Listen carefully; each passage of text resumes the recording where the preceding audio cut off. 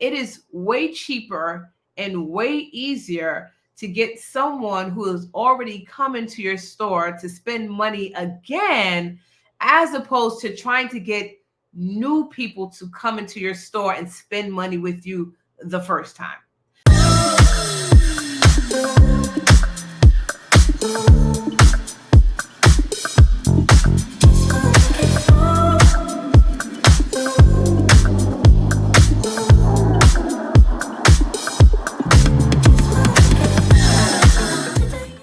My name is Janice Fredericks. I am from New York, born and raised, and this is also the city where I opened my beauty supply stores over a decade ago.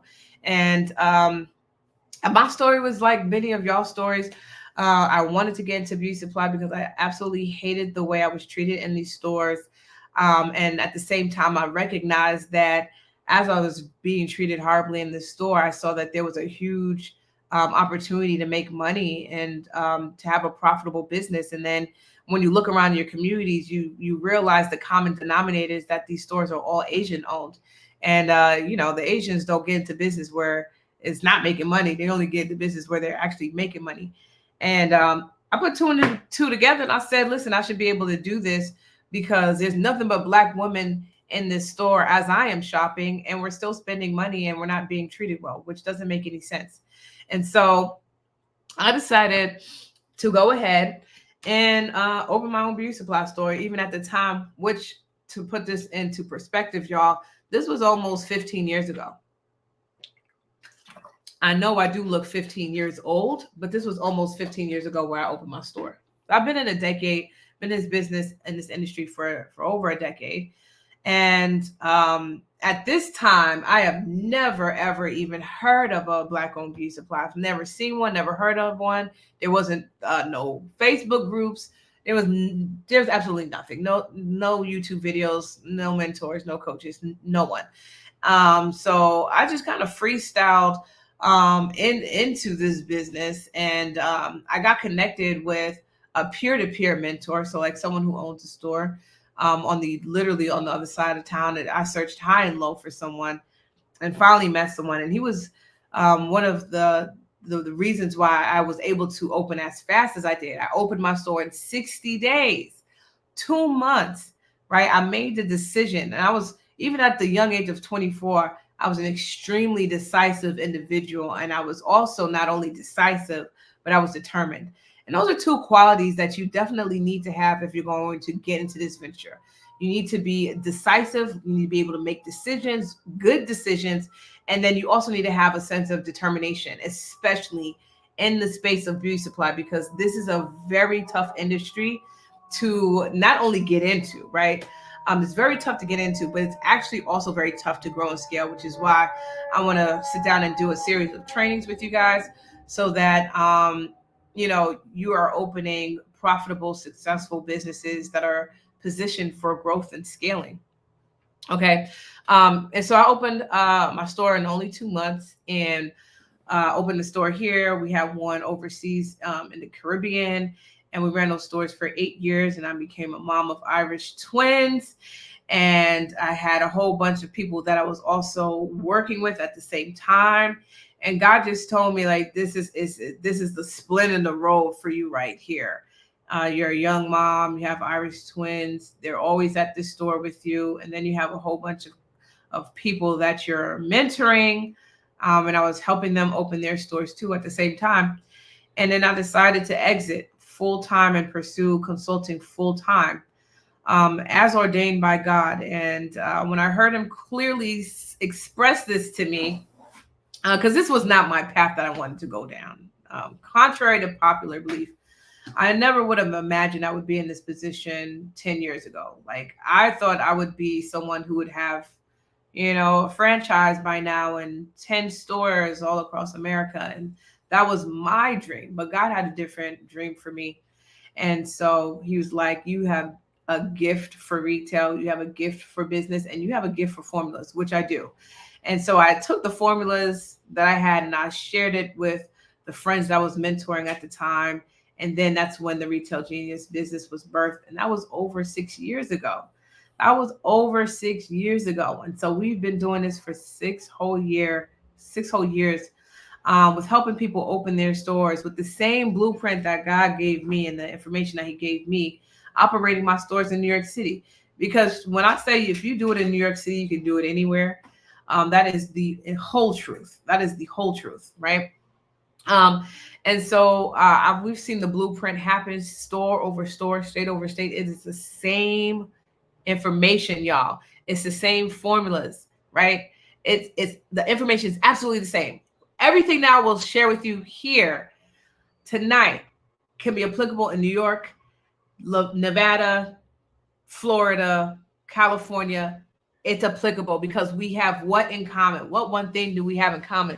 The one common denominator, y'all, that makes these formulas a success blueprint, no matter what state you're in, no matter what city you're in, is the fact that we are catering to Black women.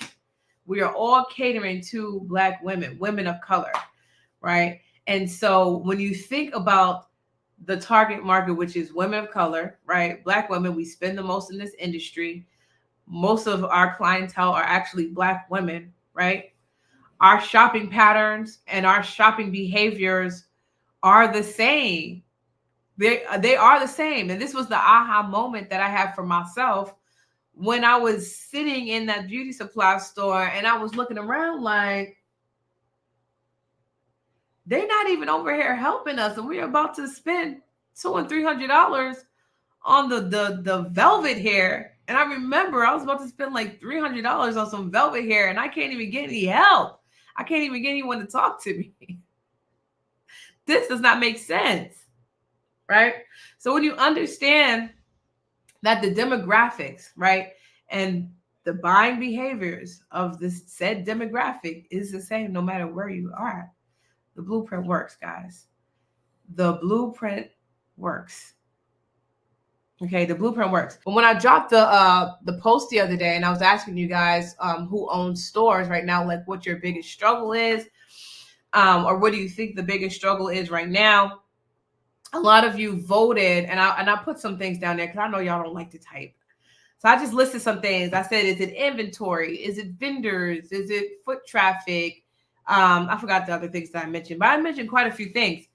And a lot of you guys, and I think the number one vote was foot traffic, which is what I hear all the time. A lot of times we think that foot traffic is the main thing that's going to set us to the next level. And that's fair. And I'm going to talk about foot traffic tonight. But one thing that I always want you to think about is if you've been in business and you've been in business for at least a quarter, so at least 90 days, you have some type of customer base. And when you think about the people who've come into your stores, it is way cheaper and way easier to get someone who has already come into your store to spend money again, as opposed to trying to get new people to come into your store and spend money with you the first time. So I want to have you think about that. And I want you to pick up what I'm putting down, right? Because I'm going to talk fast and it's going to be fast. And make sure y'all have your notebooks, y'all. It is seven times more expensive to get someone new, brand new, to walk into your store and to spend money with you on the first encounter than it is for you to just get a repeat customer to come back into your store, right? So the first thing that I want to implore to you guys who feel like, oh, I need more foot traffic because in your mind, more foot traffic equals more money. I want you to think about your current customer base and how you can get the current people to simply come back and shop with you more often than what they are currently spending with you, more frequent, right? Because again, it is easier to get someone who's already shopped with you before to come back and shop with you again than it is a brand new person off the street to come and shop with you for the first time, right? It's more expensive, okay? So that's the first thing. Okay? Now we could talk about foot traffic. And let me back up. Before I get into the new foot traffic, there's many ways to get repeat customers back into your store for free. Many different ways. So when I dropped the first live that I did, top of 2024, and I was talking about all the new ways that we need to be marketing this business, and new ways that we need to level up our retail game. One thing that I talk about, and I'm always going to talk about it, is the fact is the fact that we are living in a very digital technology age. And I even mentioned live stream shopping is going to come back. So I want y'all to write that down, live stream shopping, right? Because a lot of y'all are afraid to get on this camera. I am too. I'm shy too. I hate lives. I was talking to someone, actually, was it last night? Yeah, I was talking to a mentee of mine last night. 2 years in business. They made over $250,000 last year in their store. I'm actually going to be bringing her on this live, on these lives. I'm going to be bringing a lot of my mentees on these lives because they are so successful. And I just don't think we even know the possibilities of like what you can make in a store that's not even big, right? So she makes over $250,000. Her store is 1,200 square feet, and she's her second year in business. She's out in what area is this? It's like the Houston area, the Houston, Texas area, and I'm making 25K months. And I just had some little strategy session with her last night. How we go from 25K months to 50K months, and gave her the blueprint for that. But guys, the first thing that I want most of y'all to do is y'all really do need to get online, and you need to get with the live stream shopping. If you put on a good live stream shopping, this is going to make people want to come into your store. This is going to make people to want to come into your store because everyone is sitting online. We're scrolling. People are scrolling all day. And I have only seen one or two people do live stream beauty supply shopping, and they did specifically with wigs. Now, two of these people are my mentees. One girl is a white girl on TikTok. And she was sitting there just trying on wigs, but she was extremely entertaining. And I was watching her because she was extremely entertaining. Okay. But that's the first thing. It's getting people to stop scrolling to want to come into your store. And if I can see the experience through a live stream shopping experience, that's going to make me want to come into your store. But if you guys are not even showing up online because y'all not even posting every single day, I can't even get y'all to post every single day. I'm going to get y'all to do live streams. Are you guys online? Are you guys posting? Are you guys doing any type of lives? Like, how active are you guys online? How active are you guys online?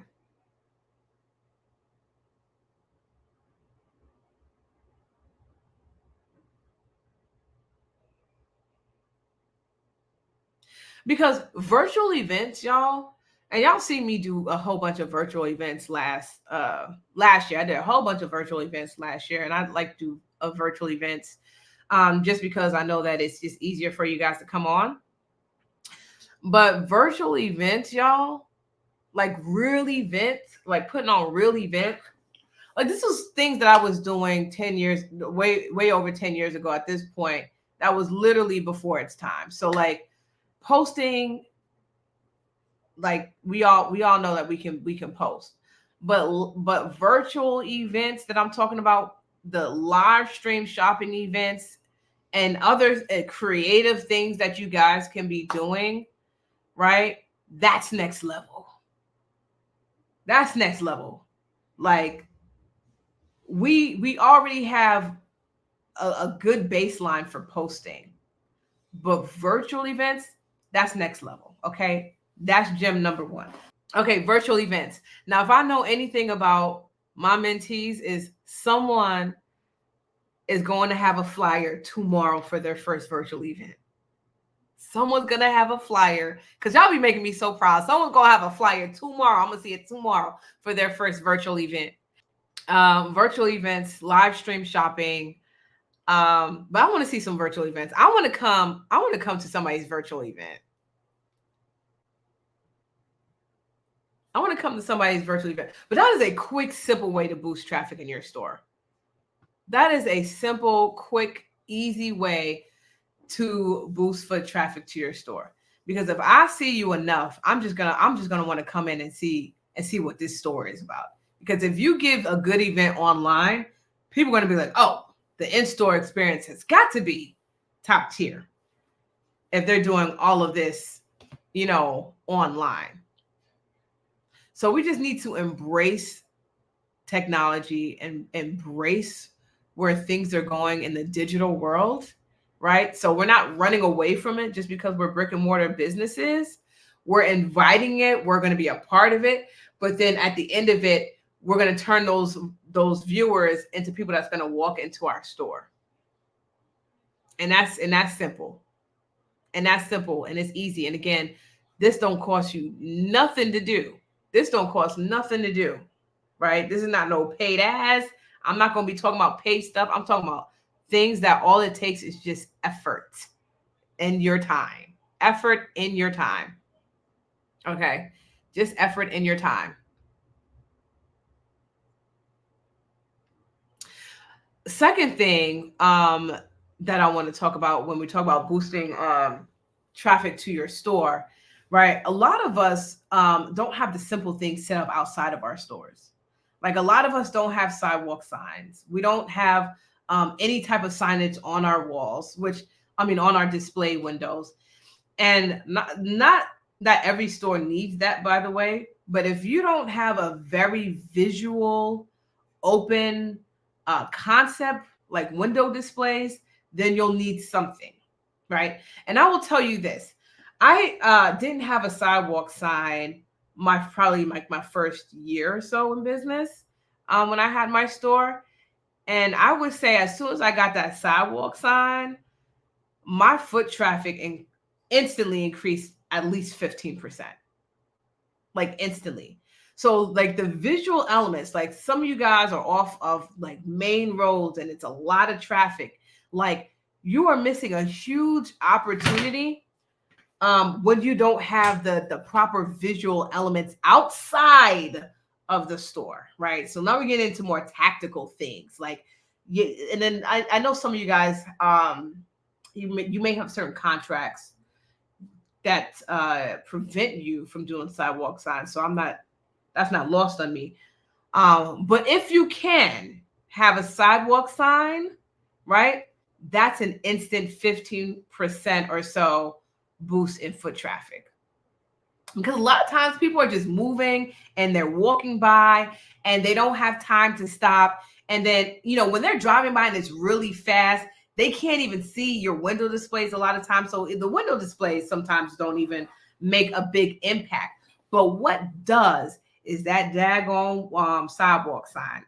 And when I realized that my sidewalk sign, and I have one of the sidewalk signs where you can switch things out weekly, right? So I suggest you guys definitely go ahead and get the sidewalk signs where you can change it weekly, right? Where you can put new posters in every single week if you want to, right? And have different things on that sidewalk sign. The window display, you want to change your window display at least quarterly, because some of y'all set up that window display one time and it's been the same window display for the past 5 years. You need to be changing your window display quarterly. That's another simple way to increase your foot traffic, because when you switch things around on your window display, it gives the illusion that y'all have new stuff in your store, right? Like people see something new. Oh, let me walk in. Because, you have the neighborhood people who knows you're there, but then you have other people who live in the neighborhood, but they don't shop in the neighborhood. It's two different types of people, right? And so you want to be able to not only grab the attention of your everyday neighborhood people who walk around the neighborhood, who spend their money in the neighborhood, and then you want the people who don't necessarily like spend their money in the neighborhood, but they live there. They pass by your store. They probably never stopped in, but because you always switch stuff up, you just pique their curiosity and they're going to naturally want to come into your store. That's another simple way to boost your foot traffic in your store. Another simple way, the sidewalk sign costs all of like $20, $30. And if you want to get like fancy with it, maybe you'll get an expensive one that's like maybe $80 or $90, but there's certainly not more than $100 for one. Okay, certainly not more than $100 for one. She said I used to put a different outfit on the mannequin once a week. That is such a good idea. And another thing that we used to do with mannequins. Now, my neighborhood wasn't the safest neighborhood, but I actually used to set up a table outside with my mannequins, with different wigs and stuff. And when I had sales as well, like when I wanted to liquidate some of my wigs, I used to put all of the sale wigs outside. That's very risky business. You gotta keep your eye on your mannequins. Okay. If y'all gonna put stuff outside, you gotta keep an eye on it. But we used to actually put all the sale mannequin heads outside, and they were all like, $5 and $10, whatever the sale is. But that by itself brings people in because they look at that wig and they're like, they either want it or they don't. But because they see that you have some type of sale going on, that makes them want to come into the store as well. So even if they've never come into the store, just the fact that you have some type of sale going on, it just piques the curiosity for people to want to come into your store. So that's another good gem. But sidewalk sign, everybody need to have some type of sidewalk sign or display going on in their store. Okay. The other thing, strategy that I want to implore for you guys for 2024 is more community engagement activities with the other brick and mortar stores, like community driven experiences. Okay. Type that in the chat. Community driven experiences. So it's not just about your beauty supply store, but when you're collaborating with other local businesses, it gives it more of a community feel. So that could even just be other local hairstylists or barbers or youth programs. So I did all the things with everybody in my community because I was actually from the community. Community driven experiences. People love businesses that are about the community. Hands down, people are for businesses that are for their community, and they know it. Like I said, I was from my community where I opened my store, and so I had a natural passion and drive for the community. So we did all the events, we sponsored all the things, and we did a whole bunch of youth initiatives as well. And we hired the youth as well. We participated in a whole bunch of things and church events. And so people love that about a business, and they stand behind it, and they will tell their friends, and they will tell people to drive across town. And people will naturally want to drive across town when they know that you are a community driven store, right? When you're a community driven store.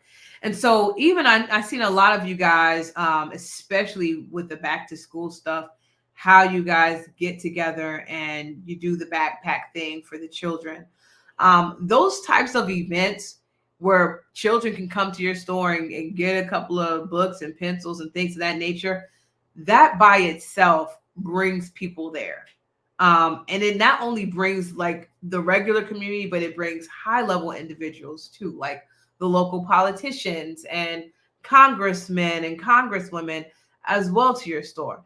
And those connections, y'all, those connections are priceless, because when you have those types of people backing you, all types of doors get open. Right? So you want to think about how you can collaborate with neighboring businesses, joint ventures, just organizing some impactful things to encourage your customers to come into your place of business for an experience outside of just shopping, right? We also did a lot of educational events, and we talk about this often too, like how our beauty supply stores is not just a place to just shop, but it's a place to learn and foster learning. And so demos and educational workshops. And I have a few clients that do like mommy and me and daddy and me hair care workshops. Like these are the things that people absolutely love. And there's no other hub where they can get this type of information, right? Where else are they going to go get it? Right? It has to be with your store. Right. And so these are the things, guys. I hope you see how we're trying to really think outside the box, right? To be able to deliver a different type of experience. Because when you think about competition, right, and we get so nervous when the mega beauty supply store opens up across the road. And in my time, I had many beauty supplies open in my community, and they all shut down and closed, right? Because my beauty supply store wasn't just a store. It wasn't just a store. And this is how you guys compete. Everyone wants to know, how do I compete when it's so oversaturated and there's mega beauty supply stores and they got 10,000 square feet and $1 million worth of inventory in their stores? How do I compete? I'm giving y'all the blueprint of how you compete. We can't compete on size. We're not opening warehouses. We're just not doing that. We can't compete on price because we're not Korean, and it is what it is, right? This is how we compete, y'all. This is how we compete.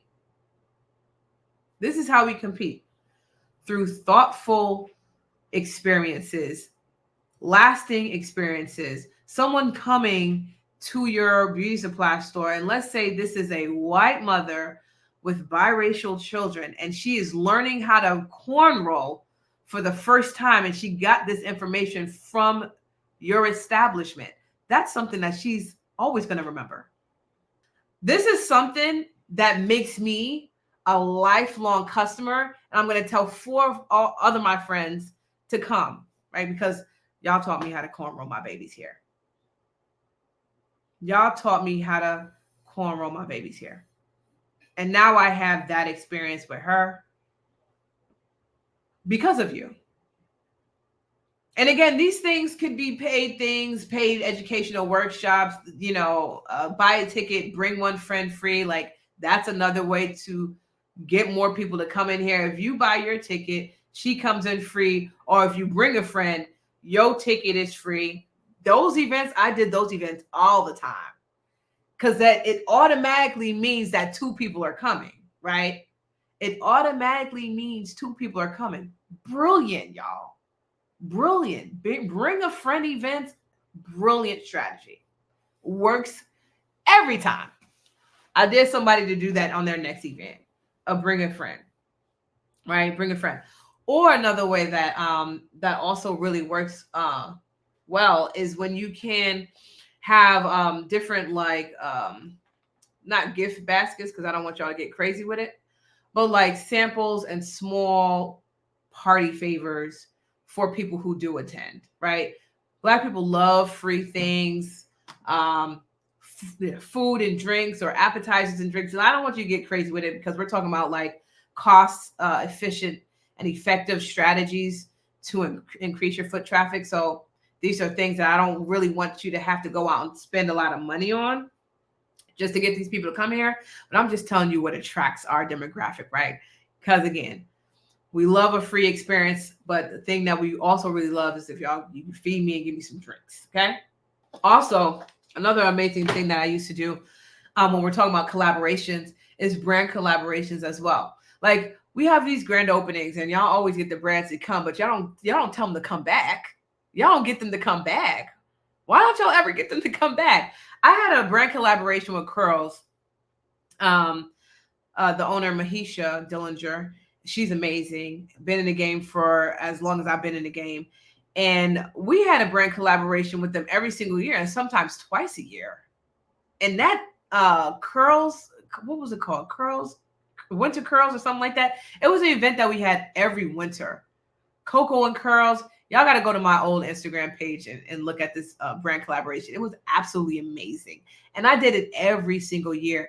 And every single year, 30 to 50 naturalistas would come out to my store. Every year, without fail. Right? And during this collaboration, they did product demonstrations. We had curl conversations. It was just a whole vibe. And product demonstrations is also something that we should do more of as well. Like, it really doesn't cost that much to open these products, but some of these products are so expensive. Oh, it's so late. Some of these products are so expensive, and that's why people don't want to try them, because they're so expensive. But imagine a world where I can come to this event and you're actually going to be doing product demonstrations. Now I can actually see it and feel it and touch it and experience it before I buy it, which is what, in a nutshell, it's actually what retailing really is. The retail experience is you having the opportunity to test drive a thing before you buy it, to touch and feel and smell a thing before you actually buy it. That's what retailing is really about, in essence. That's what it is really about, in essence. So product demonstrations, I want to see more of those. I don't see enough of product demonstrations from you guys, because the goal is to make your store a destination, a place where people actually sit and spend time and conversate, right? Product demonstrations, y'all. And kiki with other women. You want to make your store the go-to destination to spend time, shop, conversate, and kiki.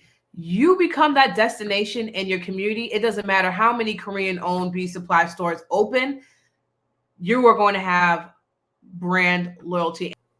But the goal, guys, is to make your store a destination. Guys, the goal is for you to make your store a place that is it's more than a store. It's more than just shopping.